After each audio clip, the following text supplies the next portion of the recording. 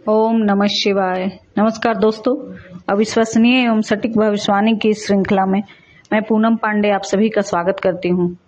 दोस्तों, रोज की तरह आज भी मैं आपके सामने एक कुंडली को लेकर उपस्थित हुई हूँ। आपके स्क्रीन पर एक कुंडली दिखाई दे रही है। यह कुंडली एक 30 वर्षीय महिला की है, जिनका 4-5 वर्ष पहले विवाह हुआ था और यह विवाह असफल हुआ। वर्तमान में इनका तलाक का केस चल रहा है। तो चलिए जानने की कोशिश करते हैं कि इनके जीवन में ऐसी घटना क्यों हुई, ऐसे कौन से कारण थे, कौन से योग थे कुंडली के जो इनका विवाह असफल हुआ। दोस्तों, इस वीडियो में मैं सिर्फ उसी योगों की चर्चा करूंगी जो इनके वैवाहिक जीवन को असफल बनाने में सहायक सिद्ध हुए हैं। ऐसे योग जिनके कारण इनको वैवाहिक सुख प्राप्त नहीं हुआ। तो आइए देखते हैं। कर्क लग्न की यह कुंडली है। तो सबसे पहले मैं आपको यह बता दूं कि स्त्री के लिए कर्क लग्न वैवाहिक जीवन के लिए अच्छा नहीं माना गया है। मतलब कि यदि किसी स्त्री का जन्म कर्क लग्न में हुआ है तो उसके वैवाहिक जीवन में कमी होती ही है। यह बात तो केवल कर्क लग्न को देखकर ही समझ जानी चाहिए। दूसरा, वैवाहिक जीवन में कमी का मुख्य कारण है कि इनके लग्न में मंगल बैठे हैं, जो कि प्रबल मांगलिक दोष बना रहे हैं। यहाँ तक कि चलित कुंडली में भी मंगल द्वादश भाव में है, तो चलित कुंडली के अनुसार भी मांगलिक दोष बन रहा है। जब चलित कुंडली और लग्न कुंडली दोनों में ही मांगलिक दोष हो तो यह दोष बहुत प्रबल हो जाता है।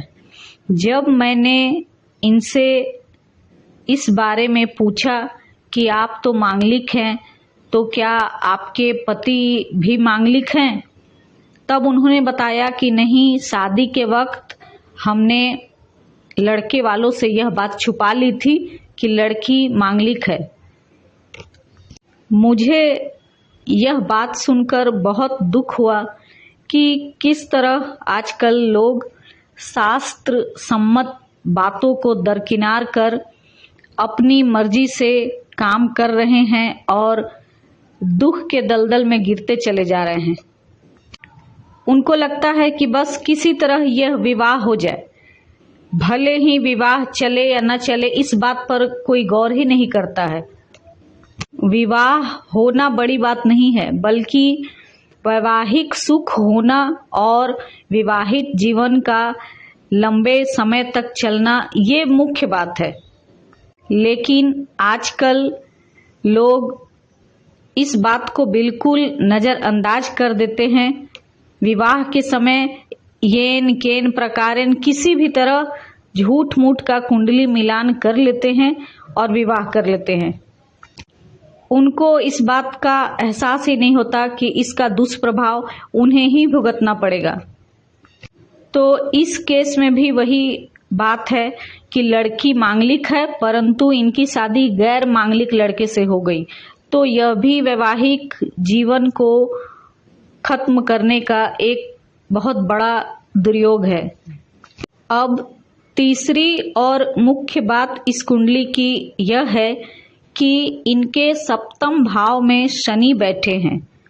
तो दोस्तों, जैसा कि आपने सुना होगा, शनि जहां भी बैठते हैं उस भाव की वृद्धि करते हैं।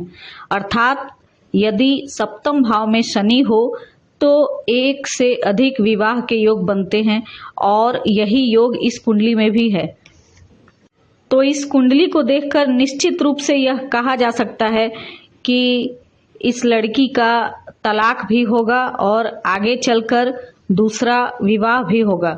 लेकिन दूसरे विवाह के भी सफलता की गारंटी के लिए इनको इन सब दोषों का निवारण करना बहुत जरूरी है। दूसरे विवाह के समय इनको अवश्य ही मांगलिक दोष का निवारण कर लेना चाहिए अथवा मांगलिक लड़के से ही विवाह करना चाहिए। मुझे यह बात आज तक समझ में नहीं आई कि सब कुछ गंवाने के बाद अंत में ग्रहों की शांति करवाते ही हैं, तो फिर पहले क्यों नहीं? सब बिगड़ने के पहले यदि ग्रहों की शांति कुंडली के अनुसार हो जाए तो आपको कम से कम नुकसान होगा। तो दोस्तों, इसी के साथ ही मैं आज की चर्चा को समाप्त करती हूँ। अगले वीडियो में आपके सामने फिर आऊंगी एक नई कुंडली और एक नए विषय के साथ। यदि आपको भी व्यक्तिगत रूप से कुंडली विश्लेषण करवानी हो तो दिए गए नंबर पे मुझे व्हाट्सएप कर सकते हैं। आपको मेरा वीडियो कैसा लगा कमेंट में ज़रूर बताएं।